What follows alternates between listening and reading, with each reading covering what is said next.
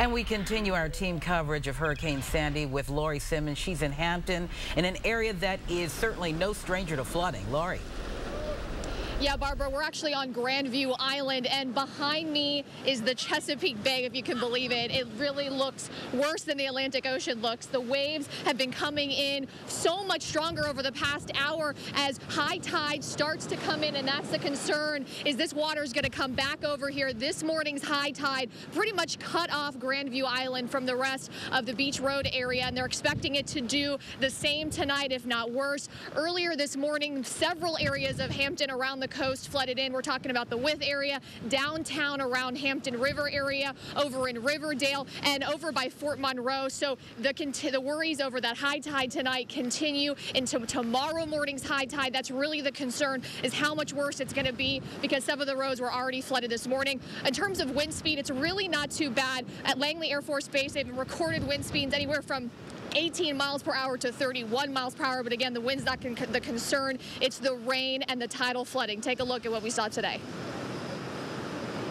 The first high tide of the day cut off many areas in Hampton as the salt ponds, creeks, and rivers swelled. The road to Grandview Island impassable in some places, and on Beach Road, only big trucks and SUVs could get by. But many other parts of the city stayed relatively dry. 30 people were in shelters Sunday afternoon, most of whom were Paula Maria residents, the apartment complex that flooded in September from New Market Creek.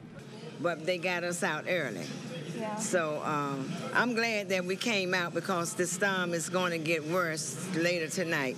And so we will be already in the shelter. Won't have to be worrying about getting out the water down there.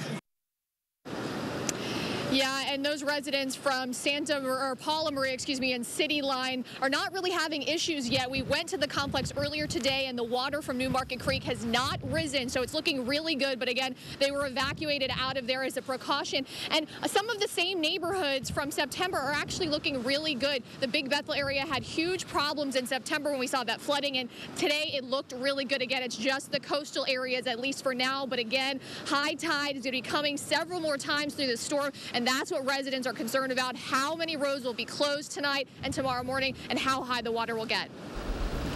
Lori, a quick question for you, since you did have an opportunity to go out to the shelter. Some shelters don't take pets. The one you went to, yes, no? Well, actually, the shelter we went to was at the Phoenix School. That was for the people. And then right next door at Bethel High School, the pet shelter was there. So if you go in Hampton to Phoenix School, there is a place for your pets as well as for you right next door. So it's very easy in terms of that for people who have animal concerns. Thank you so much, Lori Simmons, reporting on the other side of the water.